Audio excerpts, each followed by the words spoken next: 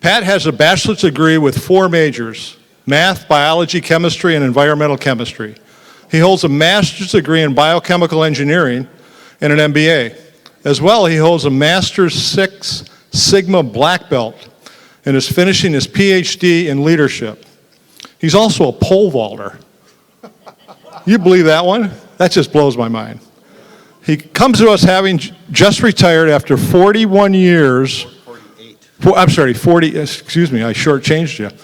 48 years from the paper industry, where he was a subject matter expert in instrumentation and control systems, root cause failure analysis, analytical problem solving, and DMAIC, which I have no clue what that acronym stands for. Simply put, he is a troubleshooter that specializes in connecting the dots. In 2002, Pat was diagnosed with a serious heart issue and was given 4 years to live by the Mayo Clinic. To that dot connecting end, for the last 20 years plus, Pat has dedicated himself to the pursuit of holistic medicine with an emphasis in cardiology in addition to his day job. You can understand his focus on cardiology with his background and motivation. He has stabilized his heart disease and has begun to reverse it.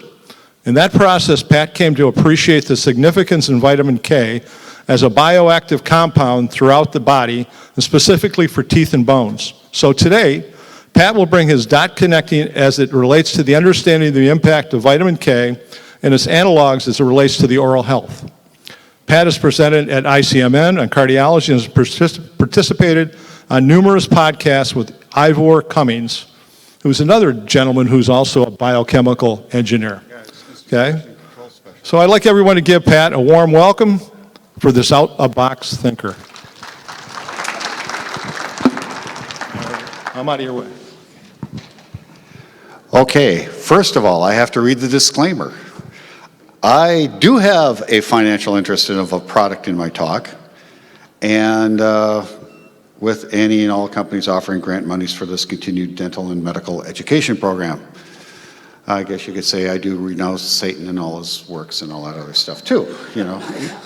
Just saying. Okay, I'm happy to be here, I'm honored to be here, and I really appreciate this. We're going to talk about vitamin K, and first of all, the talk is K. It's just not for clotting anymore.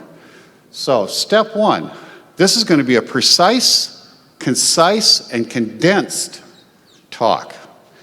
This is a biochemical engineer's 50,000-foot view of the key roles of K1, MK4, MK7, and the other allied chemistries associated with oral health. Now you'd say, what's that got to do with anything? Well, a lot.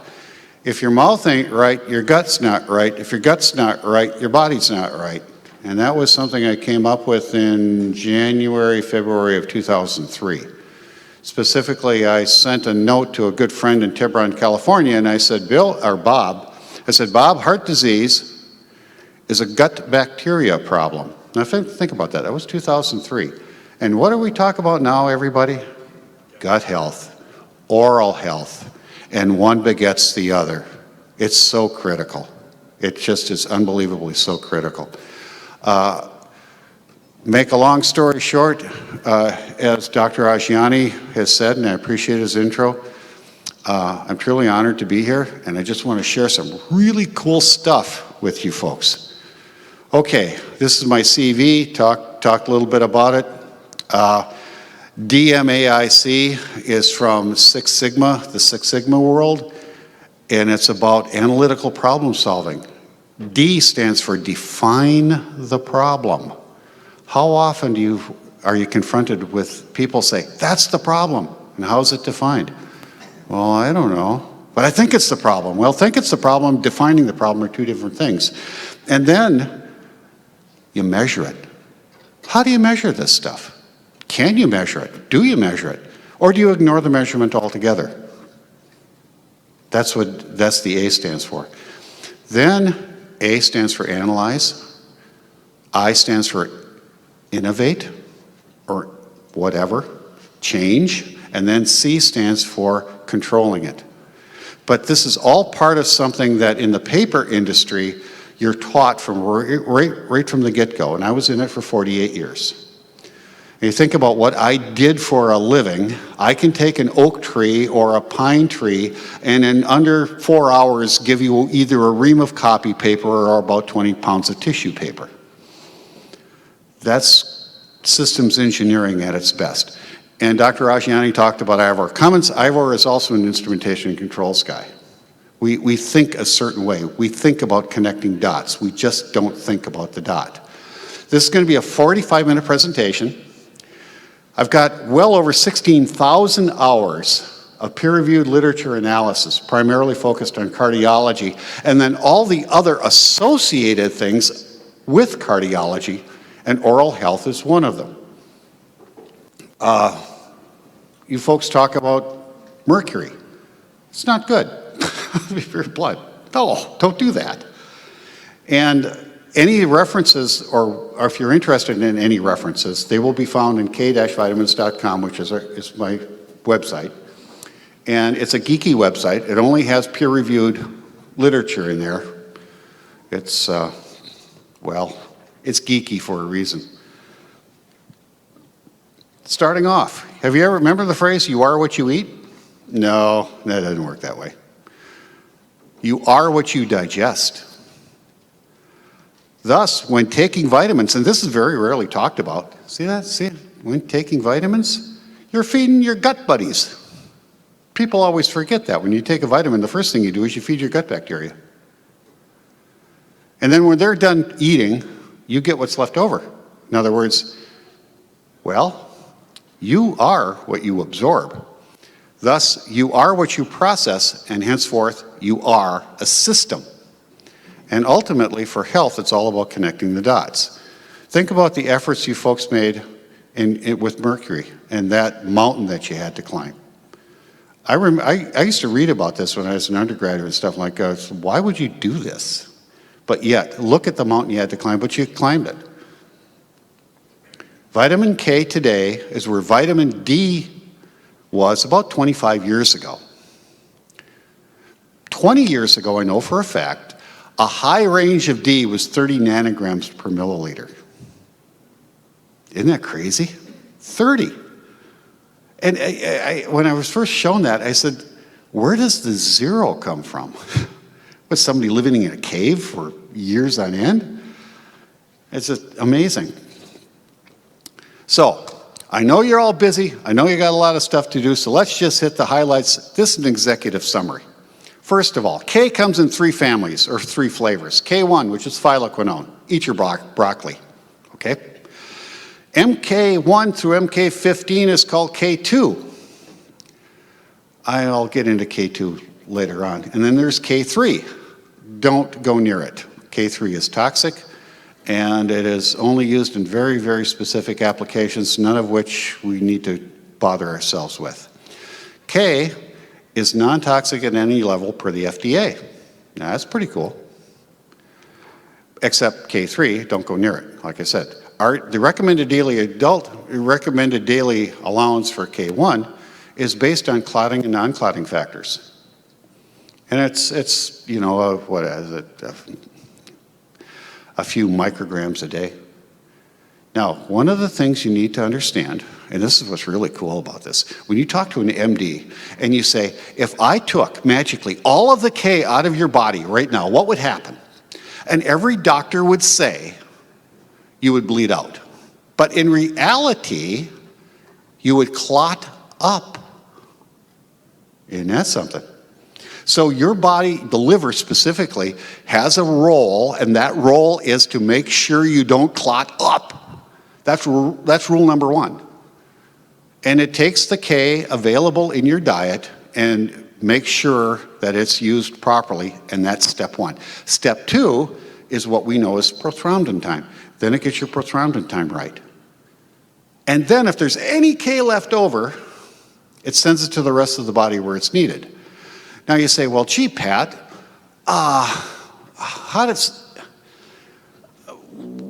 if you need K and you don't have K, how can you get along? Well, the body's got more than one fallback mechanism to make things work. The body's pretty darn tootin' creative. So, let's get to the next point.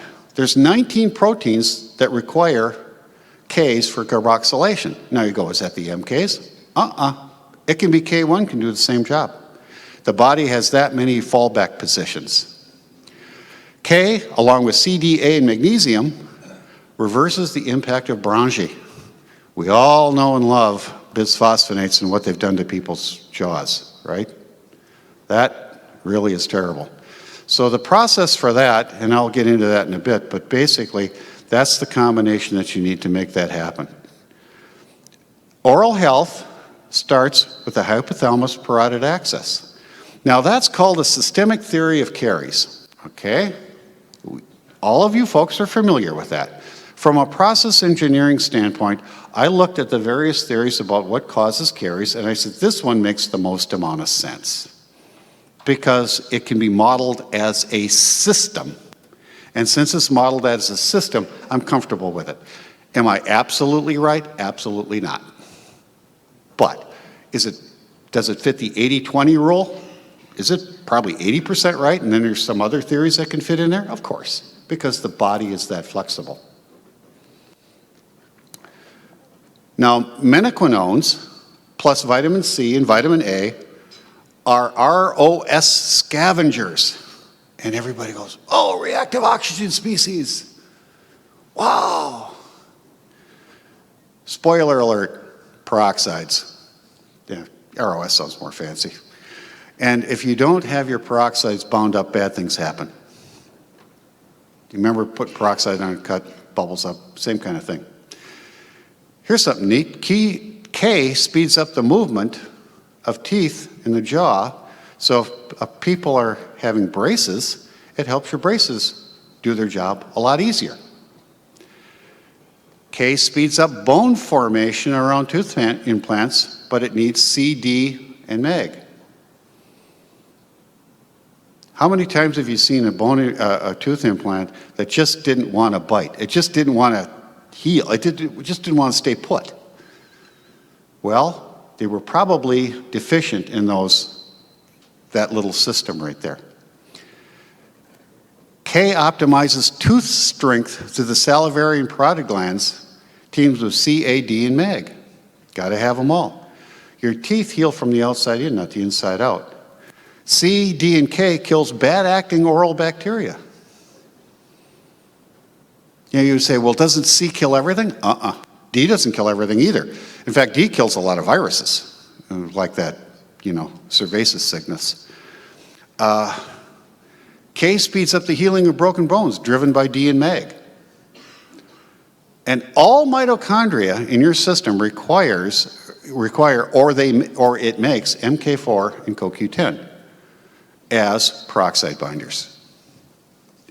Now, this is significant in that when you eat food, the cell wall is busted and the MK4s and the CoQ10s come out into the system, and the gut bacteria start to take that and make it into the MKs that the body demands. You see, the body's always talking to the gut bacteria, and the gut bacteria is talking to the body.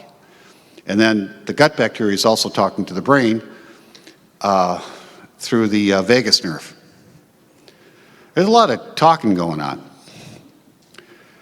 And MK7 is critical in vessel wall elastin manufacture. Now you go, okay. Well, if you do oral work, you tend to cut a few arteries and veins and whatever, and tends to bleed a little bit. Well, if you don't have good vessel repair going on, you bleed a little more. It's a little uncomfortable. The patient doesn't quite like it. Okay. Well, what else does happen with lack of elastin? And you get the cervasis signals. You get ground glass lung. My. And people with the cervasis sickness are deficient in MK7. My. That's something. Also, people who get the cervasis sickness because of the elastin issue, they get hardening of the arteries. Fascinating stuff. Okay, K has two roles, being a precursor and a catalyst. K comes in two flavors. K1, also known as phylloquinone, and the MKs, also known as menaquinones, various flavors. This is what the structure looks like. I call it a kind of a tadpole structure. Notice the two benzene rings that are hooked together with double bonded oxygen. Shades of organic chemistry all over again. Yeehaw. I had Morrison and Boyd. Boy, that was fun. So you look at the difference between K1 and K4. It's the double bonds on the tail. The menaquinones have the double bonds. The phyloquinone only has one double bond. Okay? That's very interesting, because here's what's really cool. If you look right there, you see that K1 double bond right there? Well, your liver cuts that tail off right there, and then takes this and attaches it to your LDL particle. Isn't that cool? And so what does it do with MK4? It cuts it off right there. And then K7 cuts it off right there. That's so the body can, that's how this stuff gets transported. Ah, this is really cool stuff. I just love geeky. Now, you go, oh my God, what's that? That's lignin. It's a random chemical mess. And this is the glue that holds together broccoli, pine trees, oak trees, kelp. And see all those ring structures in there? Our gut bacteria are designed to bust that apart and make menaquinones. Now, if that isn't cool, I don't know what is. K1 is found in broccoli, kale, and collards. MKs are in fermented products like sauerkraut, aged cheese, kimchi, natto, and your gut. And if you're so inclined, you can find your MKs in whale blubber and seal fat, but Costco hasn't run a sale on that in a long time, so it's going to be kind of tough. Now, here are K-containing foods. A couple of takeaways here. 100 grams. Well, there's 100 grams. Well, what's that? Well, that's about a quarter pounder. There's really 110 grams to a quarter pound, but okay, these are quarter pounders. Now, I challenge anyone to eat a quarter pound of dried basil. Oh, Lord, that would be a challenge. And do you know how many geese you have to kill to get a quarter pound of goose liver? Good God. You know, that isn't just going to happen. So the bottom line is, even if you did get that stuff together, it's only 10% available, 15% if you're really lucky. So you really, really, really can't get this stuff from your food. You got to hope your gut bacteria does its job on the lignin and on everything else that's coming through your gut. Okay, vitamin K follows what's called the triage theory. This is some great work by McCann and Ames. And basically what this says is your body has got all sorts of fallback positions with regards to the lack of vitamin K. And what gets sacrificed? Longevity. The system runs less efficiently. Think about driving your car that's designed, let's say, to run on 91 octane, and you decide to run on E85. Will your car run? Oh yeah. Will you get good mileage? Oh no. Will it run rough? Oh yeah. Will you get ticked off? Yep. But that's triage theory, but you still get to where you want to go. But it costs you. And that's the triage theory that Ames talks about. Now, the next thing is, what does K really do? It's called carboxylation of what's called matrix GLA proteins. Boy, that's a mouthful. And basically what it does, remember I said K is a catalyst? Well, it takes the carbon dioxide and a little bit of oxygen and turns the GLA protein to a glue protein, a GLA to a glue. And what does that do? That prompts that protein to really kick a whole lot of really cool stuff into action. That's how that works. Well, the long-term micronutrient insufficiencies eventually lead to what? Long-term sicknesses, like cancers, as an example. A long-term lack of K, there's cancers caused by that. Just like there's long-term implications if you lack vitamin D. And what our society is used to, well, it didn't happen yesterday. It didn't happen now. Well, it's going to. That's the thing. It's going to. It's just a matter of time, because the systems are cascaded in such a way that you're eventually going to get to where you don't want to be. It's called a results gap.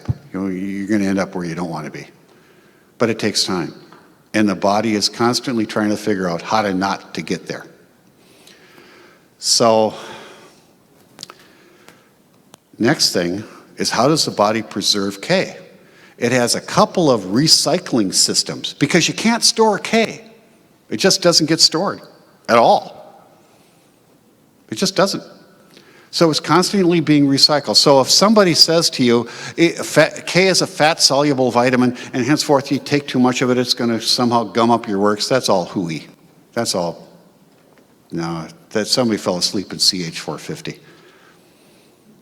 Now, what interrupts this process? Warfarin.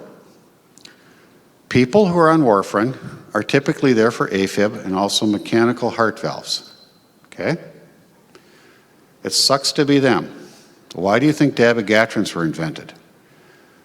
Because warfarin induces heart disease. It causes hardening of the arteries because it screws up the recycling of your vitamin K.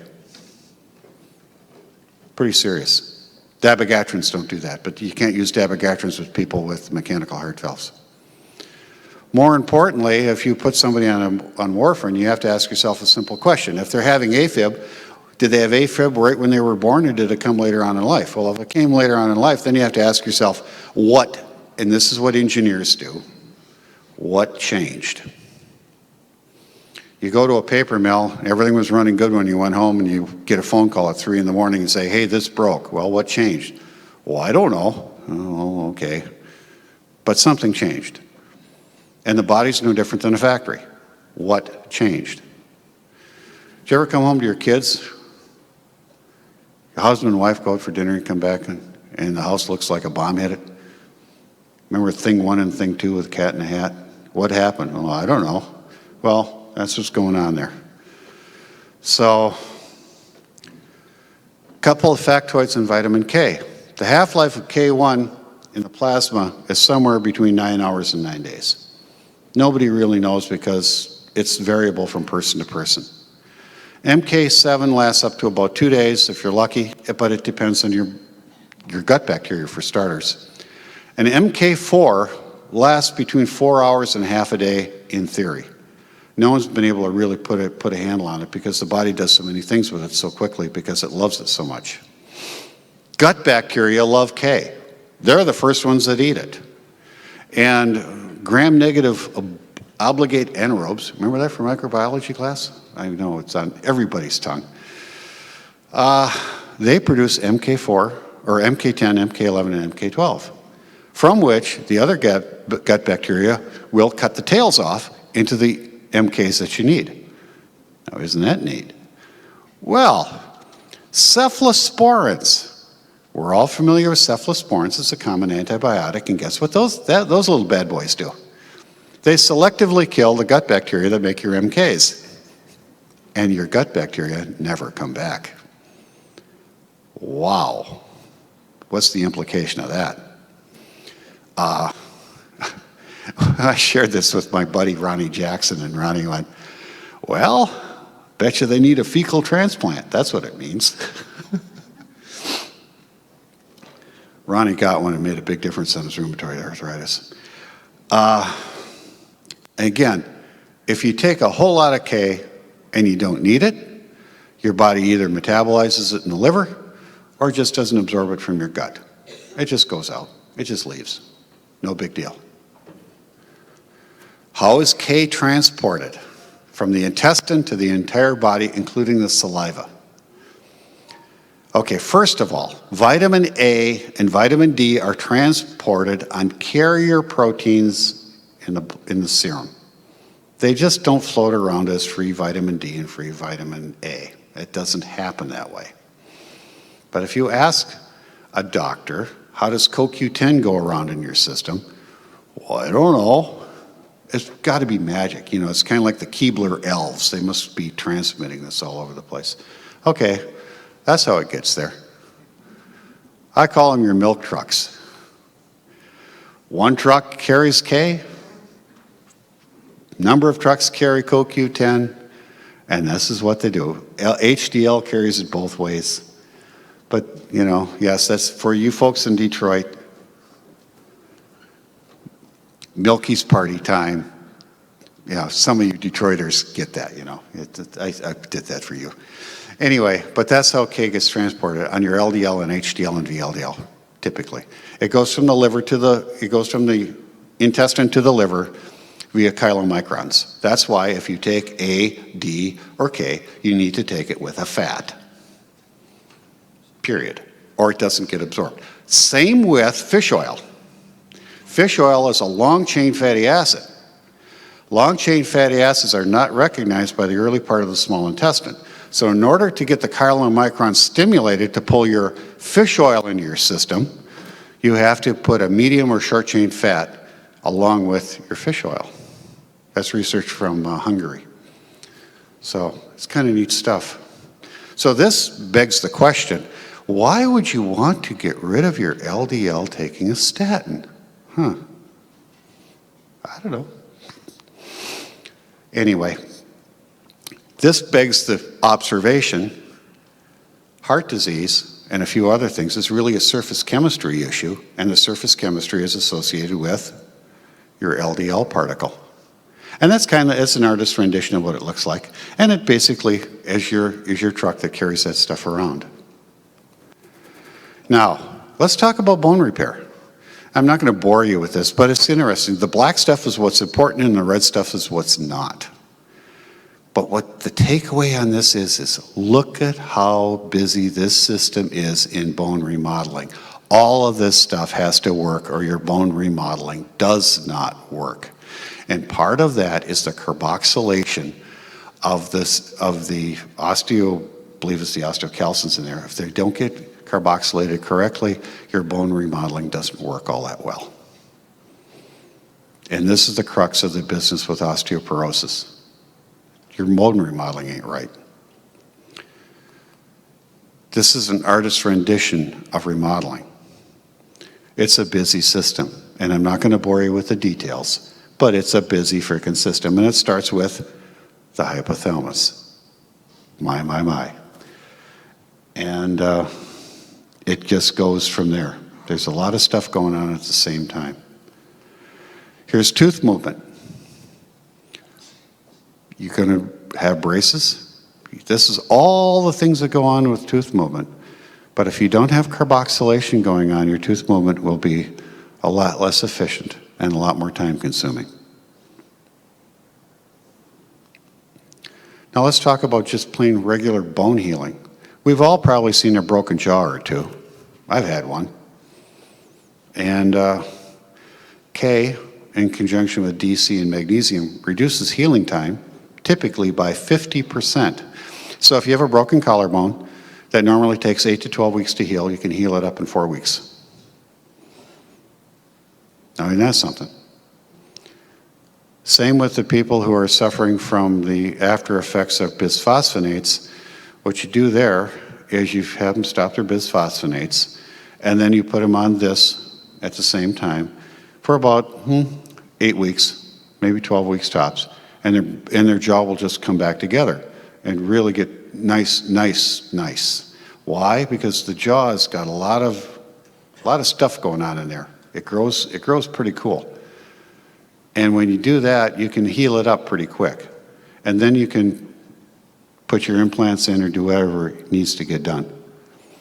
So in postmenopausal women, D, K, C, and MEG stops or slows down osteoporosis. And that's what they do in Japan. Bisphosphonates are pretty much unknown in Japan. And works really well, but you have to take enough of it like anything else. I just thought I'd include this one. Remember that person? What can you say? I have a story about atypical femoral fractures, if you don't mind. This was 3 years ago, and this lady came to me and said, I broke my leg. I said, this was in July. And I said, when? In April. Oh, okay. I said, it doesn't look too good. Well, they want to cut my leg off. Want to cut your leg off? Really? I said, why are you talking to me? Well, you're an engineer. I think you could solve this problem. Really? Okay. So so I met her at what you would call a Starbucks, and she brought her x-rays with her. And she showed me her x-rays, and I says, Mrs. L, your femur's dead. I mean, it was dead. She says, yeah, I know. I figured you'd know how to make it come back alive again. Are you, what? I says, okay, let's give it a shot. So I put her on DK and magnesium. She was, I'll just say, she wasn't exactly rolling in dough. Put her on that. A month later, she calls me up. They were going to do one more x-ray. If they didn't see any bone healing going on, they were going to cut her leg off that month. They saw healing going on. It progressed by the middle of October. Her leg was normal. Her femur came back. And by December, they had taken the apparatus out of her leg, and she's living happily ever after. But that's a combination of DK and mag. I wouldn't have believed it if I didn't see it. It's the darndest thing. Here's a factoid on what's the recommended for osteoporosis or something like that. It's 45 milligrams of MK4, D, and mag. How much mag? Well, anywhere between a half a gram and a gram of mag a day as mag. Not magnesium oxide, that doesn't work. Not magnesium citrate, that will induce, I call them outhouse opportunities. And how much D? That's based on your blood levels. Now, just an FYI. D is a function of how active you are in your blood work. I'll give you an example. My dear old spinster Aunt Phyllis, 90 years old, she was taking 10,000 IUs of D a day, one concentrated K. I said, what are you doing that for? I want to mimic what you're doing. I said, well, okay, but don't do it. I said, I don't think it'll work. Well, my D level, tested in my blood, was right around 75 nanograms per milliliter. Hers was 225. She's 5'3", 118 pounds, not morbidly obese at all. And we cut her down to 1,000 IUs a day, and she dialed right in about 75, 80 nanograms per milliliter. It's patient-dependent, activity-dependent. Working with Olympic athletes burn D as fast as they burn glucose. Most Olympic athletes are D deficient. So if you have any athletes in your purview, make sure they're taking enough D and enough mag. That's why the Olympics are in August. Did you know that? It's the highest vitamin D level in the athletes. That's one of those factoids you run into. Okay, and per the experts, MK7, this is from Sugars and Vermeers, half a milligram of MK7 a day. This is for maintenance dose. 25 milligrams of MK4, that's from Sato in Japan. 5 milligrams of K1, that's studies from the University of Wisconsin. And then appropriate D, C, mag, and selenium, Na.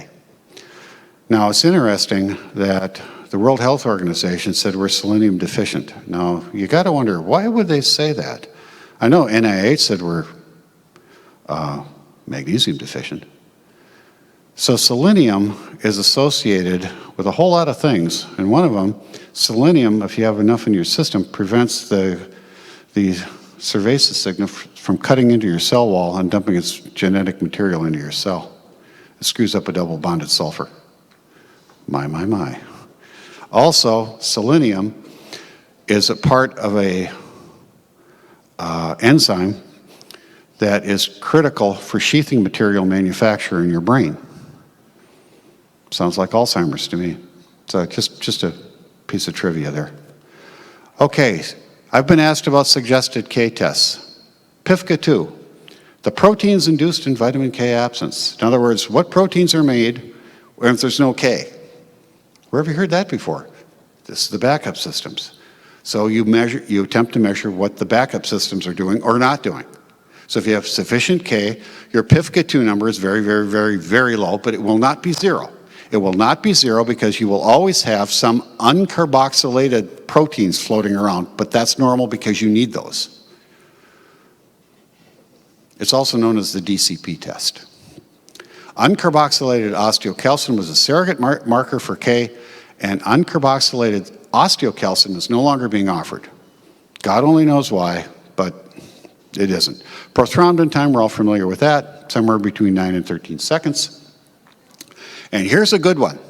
If you have somebody that is working on bone remodeling or bone healing or whatever, NT sub X is a urine test for bone resorption.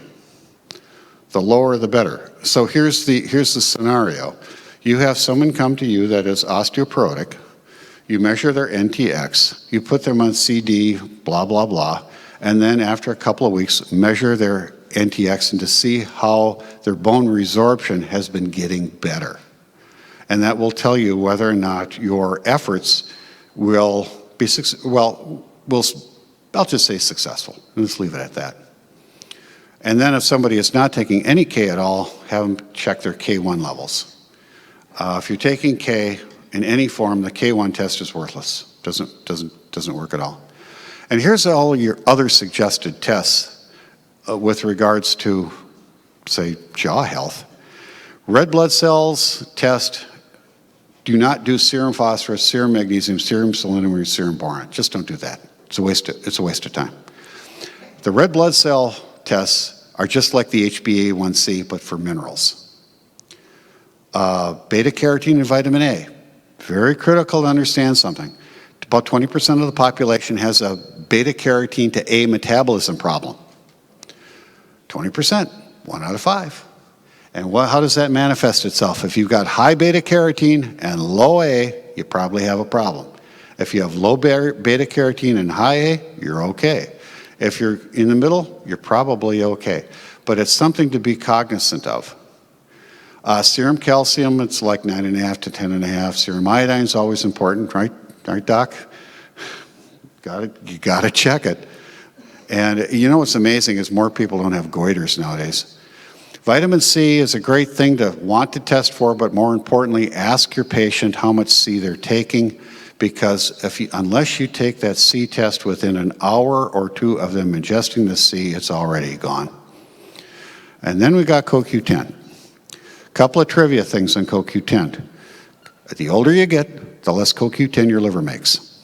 It's just like D. The older you get, the less D you make. For instance, if you're 70 years old, you make 10% of the C or of the D that you made when you were 17. Let's think about that. You make 10% of it. Same with your CoQ10. People are also CoQ10 deficient, but you take ubiquinol because that's the only bioavailable form that works. So you take somewhere between 100 and 300 milligrams per day if you're a female, and somewhere between 200 and 400 milligrams a day if you're a male. And that makes a big difference. Here's just it's a busy sketch and I'm not going to go through it, but it's a good FYI of the mouth and body connection with regards to the hypothalamus, the parotid, the salivary glands, and all of the busyness that's going on right there. And part of the busyness is solved with carboxylation, and that's where your Ks come in. Couple of factoids. Vitamin A.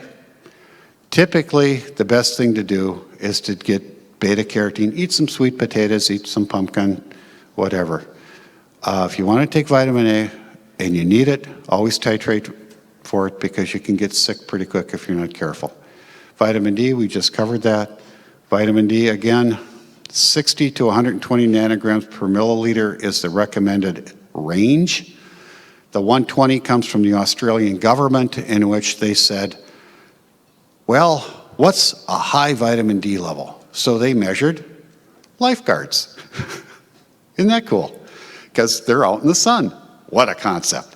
So the lifeguards all came in at about 120. So they said, well, that's probably the highest. Well, it makes sense. As an engineer, that's a good place to start. It's certainly not zero.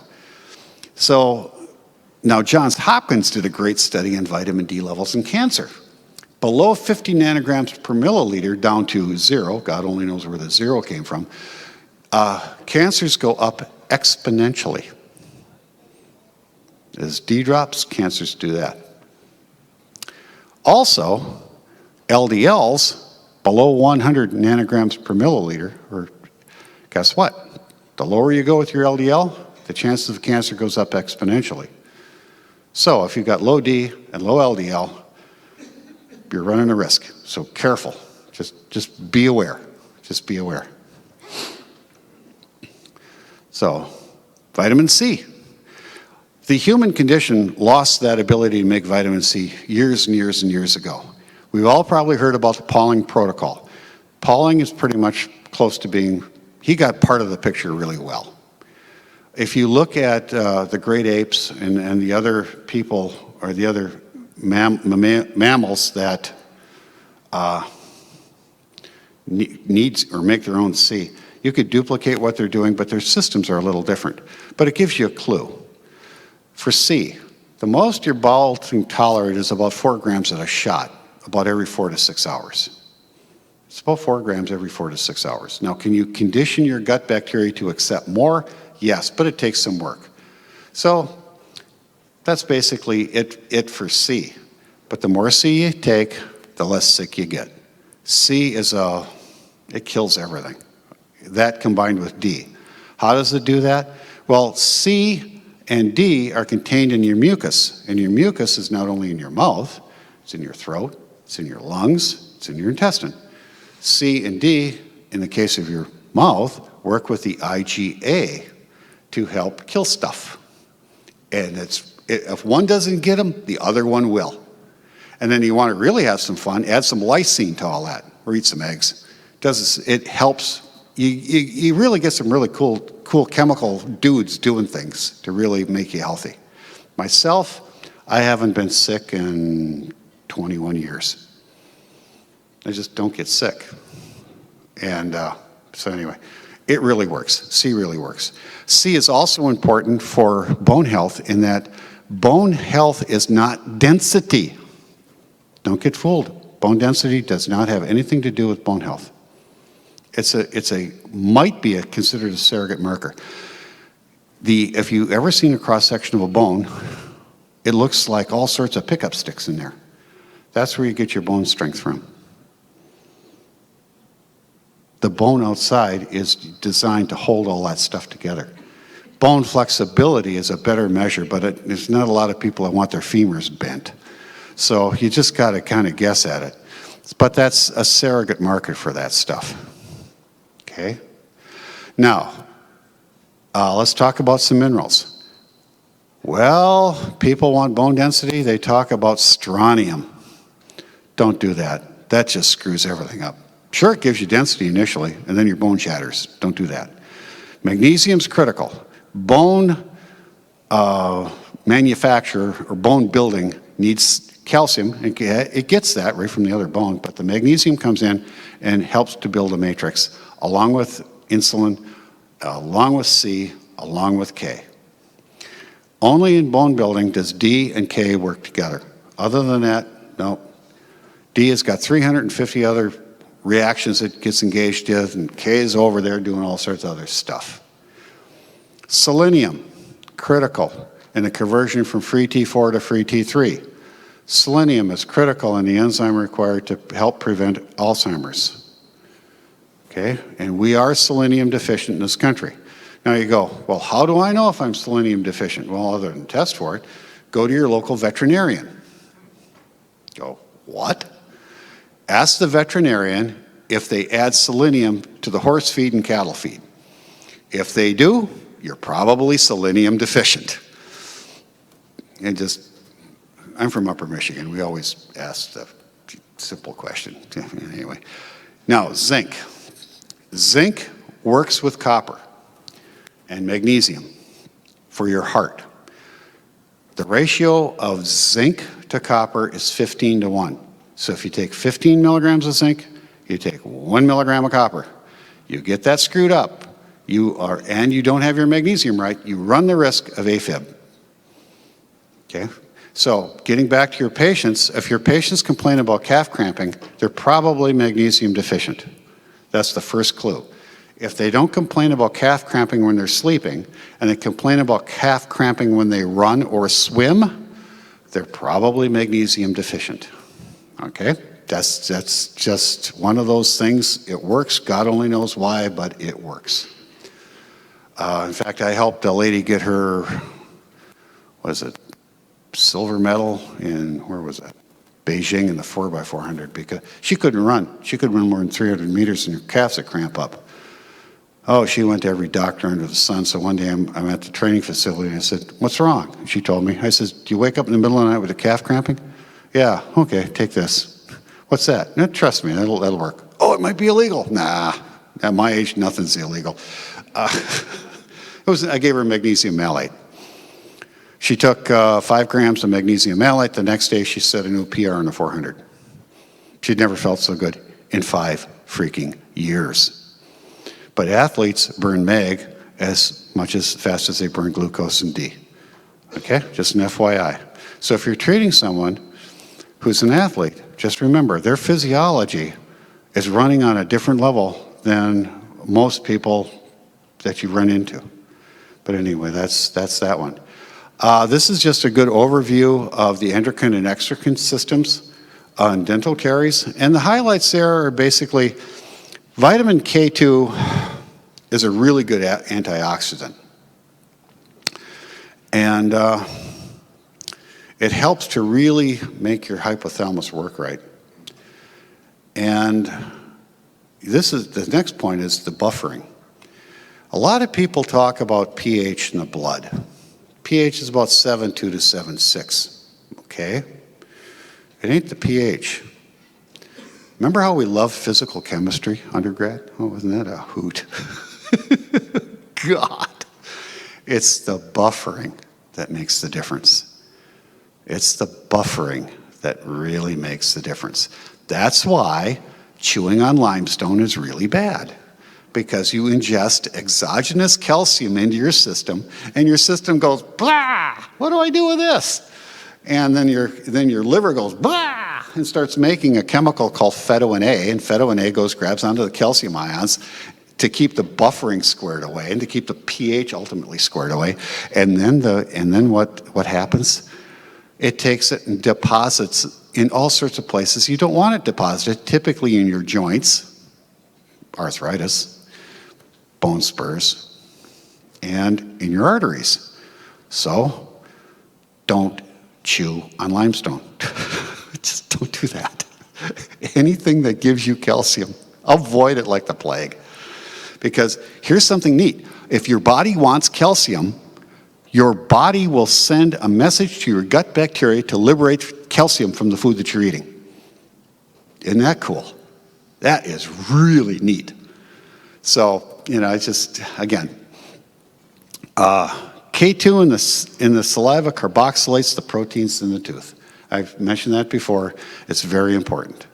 It really, really is very, very important. And when you get your tooth, mouth system running correctly, plaque in your teeth go away. Just go away. They just do. I know probably none of you ever shot a coyote, but if you ever looked in the mouth of a coyote, they don't have plaque in their mouth. They just don't. And I don't think coyotes brush their teeth. But, just saying, it's kind of where I'm from. If you get your chemistry right, your mouth will be your friend. And that, in turn, will make your intestines your friend, which will, in turn, make your body your friend. And you'll have a great quality of life. K2 and D together in the saliva, and this is the work from Vanishie. Cuts your tooth decay. Cuts your tooth decay big time. In fact, it makes it almost go away. And vitamin C really certainly helps too. So in summary, K, it's little known up until this point, and that's why I'm happy to share with you the stuff to get you thinking. And the system starts with the salivary hypothalamus axis, and it ends up with the vitamin K-dependent proteins inside the system of the tooth, and then getting that all carboxylated. And it's supported by C, D, A, and the mineral magnesium. And that's really how the whole system works. I know I've covered a whole lot of stuff here, but I hope I got you thinking. And if you got any more, oh, one of the things I missed on there was the business of APOE, the APOE4 gene. Now, just to let you know, people with the APOE4 gene have an issue or the potential issue with Alzheimer's. The research out of Canada from the Canadian government is that people who are APOE4 and have sufficient K1 in their diet have a significantly less of a chance of getting Alzheimer's. Now that's pretty cool. So just want to share that with you. But other than that, that's it. Thank you very much. Got any questions? See me at the table or give me a call.